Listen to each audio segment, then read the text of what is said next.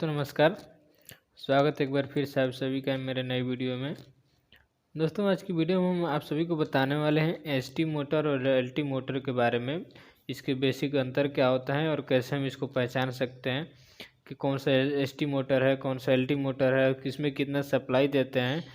तो इस सब के बारे में बताने वाले हैं, क्योंकि दोस्तों जब भी हम इंस्ट्रूमेंटेशन का काम करते हैं तो कहीं ना कहीं हमारा इलेक्ट्रिकल वालों के साथ कहीं ना कहीं इंटरकनेक्शन रहता है, हर जगह थोड़ा बहुत इनसे जुड़ा रहता है। तो हमें बेसिक जानकारी इलेक्ट्रिकल के बारे में भी होना चाहिए। तो इसके लिए हम सोचे कि थोड़ा आपको बता देते हैं मोटर से रिलेटेड और भी जो बेसिक चीज़ें होती हैं हमारी इलेक्ट्रिकल की, जो इंस्ट्रूमेंटेशन के साथ इंटरकनेक्ट रहती हैं। तो दोस्तों आज की वीडियो में बताएंगे एसटी मोटर और एलटी मोटर के बारे में, इसके बेसिक जानकारी। और नेक्स्ट टाइम हम बताएंगे कि जब भी हम मोटर का मेगर वगैरह लेते हैं, मेगर वैल्यू क्या होता है और कैसे मेगर लेते हैं, कितने टाइप का मेगर होता है। तो दोस्तों इस वीडियो में चलिए आपको बताते हैं कि एलटी मोटर और एसटी मोटर क्या होता है। तो दोस्तों एलटी और एसटी का मतलब होता है, एलटी का मतलब होता है लो टेंशन और एसटी का मतलब होता है हाई टेंशन। ये एलटी और एसटी, ये टेंशन का मतलब होता है वोल्टेज, यानी कि लो टेंशन मतलब लो वोल्टेज पे चलने वाला, और हाई टेंशन का मतलब होता है हाई वोल्टेज पे चलने वाला। तो दोस्तों हमारे प्लांट में जो भी हमारे 3 फेज इंडक्शन मोटर जो लगे होते हैं वो जनरली 2 टाइप के यूज किए जाते हैं, एक एलटी मोटर और एक एसटी मोटर। तो दोस्तों जो भी हमारे प्लांट में वाटर पंप होते हैं, या फिर सील वाटर पंप हो गया, या एचपी वाटर पंप, या एलपी वाटर पंप, या जो ड्रेन पंप वगैरह होते हैं, ये सब हमारे एलटी टाइप के 3 फेज इंडक्शन मोटर होते हैं। और जो दोस्तों हमारे जो जैसे कंप्रेसर हो गया, या फिर बड़े term boiler pump, feed pump वगैरह हो गया, ये जो बड़े बड़े हमारे जो पंप आते हैं इनमें हम एसटी मोटर का यूज करते हैं। ये दोनों हमारे 3 फेज इंडक्शन टाइप के ही मोटर होते हैं। तो दोस्तों इनमें हमारा डिफरेंस क्या होता है एलटी मोटर और एसटी मोटर में। तो दोस्तों बात करते हैं सबसे पहले एलटी मोटर में। तो एलटी मोटर यानी कि लो टेंशन यानी कि लो वोल्टेज पे चलने वाला मोटर। दोस्तों ये जो हमारा एलटी मोटर है वो हमेशा डेल्टा कनेक्शन में हमारे इसका यूज किया जाता है। इसमें जो कनेक्शन हम करते हैं सप्लाई के लिए वो इसका हमारा डेल्टा कनेक्शन में रहता है। और जनरली दोस्तों ये हमारा 230 वोल्ट, 415 वोल्ट, या फिर कहीं कहीं 6 से 90 वोल्ट पे ये काम करता है, यानी कि 1 केवी से कम वोल्टेज पे ही ये हमारा काम करता है एलटी मोटर जो होता है। और दोस्तों इसका जो रेटिंग होता है यानी कि जो किलोवाट होता है, ये मैक्सिमम हमारा जो एलटी मोटर होता है मैक्सिमम 200 किलोवाट तक इसका रेटिंग रहता है। और इससे नीचे का ही रहता है, एलटी मोटर जो भी रहता है 200 किलोवाट के नीचे अंडर में ही रहता है। और दोस्तों बात करें इसकी पावर के लिए कहाँ से पावर आता है, तो दोस्तों जो भी हमारे एलटी मोटर होते हैं ये हमारा एलटी स्विच गियर, यानी जो इलेक्ट्रिकल का जो स्विच गियर होता है उसमें एलटी और एसटी स्विच गियर रूम होता है, वहाँ से एलटी स्विच गियर भी रूम के, एलटी का भी स्विच गियर होता है और एसटी पावर के लिए भी स्विच गियर होता है। तो एलटी स्विच गियर से हमारा पावर आता है एलटी मोटर को चलाने के लिए। और दोस्तों एग्जाम्पल में हम आपको बताए थे कि एलटी मोटर कौन कौन सा होता है। तो दोस्तों एलटी मोटर जो हमारे HP pump, LP pump, seal water pump, drain pump और बहुत सारे छोटे छोटे जो पंप होते हैं हमारे प्लांट में साइड साइड में लगे रहते हैं, सारे हमारे एलटी टाइप के मोटर होते हैं। तो दोस्तों आप इसको देख के कैसे पता लगा देंगे कि हमारे ये एलटी टाइप का है। तो दोस्तों पहली बात तो अगर आपको इससे दूर से देखेंगे, एलटी मोटर हमारे छोटे आकार के होते हैं और इनके ऊपर दोस्तों जो कनेक्शन हमारा दिया रहता है पावर सप्लाई कनेक्शन करने के लिए, तो ये हमारा आप टर्मिनल खोल के देखेंगे तो ये डेल्टा कनेक्शन में दिखेगा। इसका जो टर्मिनेशन होता है आप डेल्टा कनेक्शन में रहता है, और इसका जो टर्मिनेशन रहता है वो भी छोटा सा रहता है, बॉक्स रहता है इसका।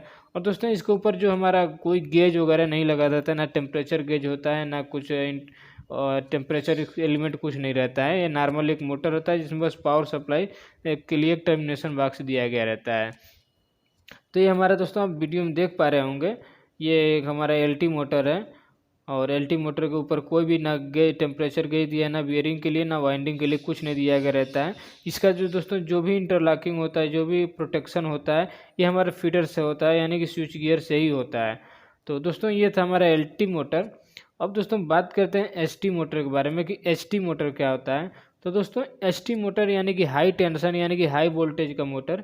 तो दोस्तों जो हमारा एसटी मोटर होता है वो जनरली 3.3 kV, 6.6 kV या फिर 11 kV पे ये काम करता है। 3300 वोल्ट, 6600 वोल्ट या फिर 11000 वोल्ट पे काम करता है हमारा एसटी मोटर। जैसे कि हमारा प्लांट का जो कंप्रेसर होता है, बड़ा बड़ा कंप्रेसर, या फिर बॉयलर फीड पंप होता है, ये सब तो हमारे सब बड़े हाई वोल्टेज पे काम करते हैं। तो दोस्तों इसका जो रेटिंग होता है मतलब कि कितने किलोवाट का होता है, तो जनरली दोस्तों जो एसटी मोटर होते हैं हमारे ज़्यादातर 200 किलोवाट के ऊपर ही रहते हैं। 290, 300, 500 ऐसे सारे के सारे जो भी एसटी मोटर होता है हमारा 200 किलोवाट के ऊपर ही रहता है। और दोस्तों इसका जो पावर आता है हमारे एसटी स्विच गियर से आता है, जो कि हमारा स्विच गियर एमसीसी रूम में इसका स्विच गियर दिया गया रहता है। जो ट्रांसफार्मर से सप्लाई आता है वो हमारा एसटी स्विच गियर पे आता है, स्विच गियर से हमारा फिर मोटर पे सप्लाई आता है। तो दोस्तों अब हमारा इसका एग्जांपल तो हम आपको बताए थे कि कंप्रेसर हो गया, आईडी फैन भी, आईडी फैन, पीए फैन और जो एफडी फैन होते हैं इनके भी जो मोटर होते हैं सब एसटी मोटर होते हैं। अब दोस्तों इसका जो कनेक्शन होता है एसटी मोटर में जो हम कनेक्शन करते हैं वो कनेक्शन जो स्टार कनेक्शन होता है। और दोस्तों जो स्टार कनेक्शन की वजह से इसमें हमारा लो करंट फ्लो होता है। जो हमारा एसटी मोटर होता है इसमें करंट कम रहता है, और जो हमारा एलटी मोटर होता है एलटी मोटर में हमारा करंट हाई होता है। उसमें एलटी में वोल्टेज कम होता है, करंट हाई रहता है, और एसटी मोटर में हमारा वोल्टेज ज़्यादा रहता है, करंट कम रहता है। तो ये हमारा बेसिक डिफरेंस होता है दोस्तों। और दोस्तों देखिए एक दूर से जैसे हम अगर एसटी मोटर देखेंगे, आप वीडियो में भी देख पा रहे होंगे, जो हमारा एसटी मोटर होता है वो बहुत बड़ा बड़ा होता है। तो उसके प्रोटेक्शन के लिए हमारा जो स्विच गियर में प्रोटेक्शन जो रहता है वो तो रहता ही है, जैसे ओवरलोड का, ओवर हीटिंग का, ये सब तो उधर हमारा स्विच गियर में रहता ही है। लेकिन दोस्तों हमारे जो मोटर के ऊपर भी आप देखेंगे तो इसमें प्रोटेक्शन के लिए टेम्परेचर गेज दिया गया रहता है। वहाँ drive side, non drive side के लिए दो हमारे टेम्परेचर गेज दिए गए रहते हैं, जो कि वहाँ पे टेम्परेचर दिखाता है मोटर का, कि मोटर का जो बॉडी है drive side, non drive side का, उसका कितना टेम्परेचर है वो उसका वहाँ पे शो करता है। उसके अंदर प्रेशर स्विच भी लगा रहता है। तो दोस्तों उस गेज के बारे में हमने के वीडियो में बता दिया है, आप उस वीडियो को जाकर देख सकते हैं कि वो क्या होता है टेम्परेचर गेज, कैसे वो काम करता है। उसके साथ में स्विच भी अटैच रहता है। तो दोस्तों एसटी मोटर को आपको पहचानना होगा, तो आप दूर से ही उस पर देखेंगे तो उसमें हमारा प्रोटेक्शन के लिए बॉडी के ऊपर उसमें तीनों वाइंडिंग का RYB के लिए भी उसमें दिया गया रहता है, RTD लगा रहता है। और ड्राइव और नॉन ड्राइव साइड का जो उसका बियरिंग होता है उसके लिए भी हमारा RTD लगा रहता है। और उस RTD का जो हमारा फीडबैक जाता है वो हमारा कंट्रोल रूम में भी जाता है ट्रांसमीटर के थ्रू। और टेम्परेचर गेज भी बॉडी के ऊपर लगा रहता है, जिसको आप मैनुअली उसमें देखा जा सकता है कि कितना उसमें टेम्परेचर आ रहा है। तो ये हमारे एसटी मोटर के लिए कुछ एक्स्ट्रा हमारा प्रोटेक्शन दिया गया रहता है बॉडी के ऊपर, क्योंकि बहुत बड़ा मोटर होता है और काफ़ी महंगा मोटर होता है। इसी के लिए इसके पूरा टोटली बहुत फुल प्रोटेक्शन इसको दिया गया रहता है। तो दोस्तों अगर आप हमारा एसटी मोटर जो होता है, एसटी मोटर का हम कनेक्शन बताए थे कि एसटी हमेशा स्टार कनेक्शन में होता है और एलटी मोटर जो होता है वो डेल्टा कनेक्शन में होता है। तो ये हमारा बेसिक डिफरेंस हो गया दोस्तों एलटी मोटर और एसटी मोटर में। क्योंकि दोस्तों जब भी हमारे एसटी मोटर जो भी होते हैं हमारे, ये इंस्ट्रूमेंटेशन का जो हम इसको कंट्रोल करते हैं सीएनडाई के थ्रू, तो हमें जानना बहुत ज़रूरी होता है दोस्तों, क्योंकि इसका ऑन ऑफ करने का जो फीडबैक जाता है वो हमारे डीसीएस या पीएलसी के पैनल के थ्रू ही जाता है, वहीं से कंट्रोल होता है। तो दोस्तों इसके बारे में हमको भी इलेक्ट्रिकल का थोड़ा बहुत जानकारी होना चाहिए इंस्ट्रूमेंटेशन में। तो इसके लिए मैं आपको बता दिया कि एलटी मोटर और एसटी मोटर क्या होता है।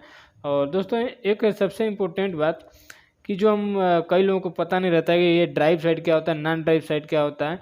तो दोस्तों जो हमारा मोटर होता है, मोटर का जो मोटर हमारा हमेशा पंप में कनेक्ट रहता है या फिर किसी फैन में लगा रहता है या कहीं भी किसी चीज़ में कनेक्ट रहता है किसी चीज़ को चलाने के लिए। तो दोस्तों मोटर जिस साइड से इक्विपमेंट को चला रहा होता है कनेक्ट करा के, उसको बोलते हैं ड्राइव साइड।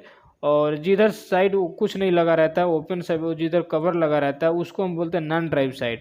यानी कि जिधर से नहीं चला रहता है, जिधर साइड से जो भी हमारे सिस्टम कनेक्ट है मोटर का, साथ में पंप हो गया या फिर फैन हो गया, जो भी कनेक्ट रहता है उसको हम बोलते हैं ड्राइव साइड। तो वहाँ पे बियरिंग लगा रहता है, 2 बियरिंग लगा रहते हैं।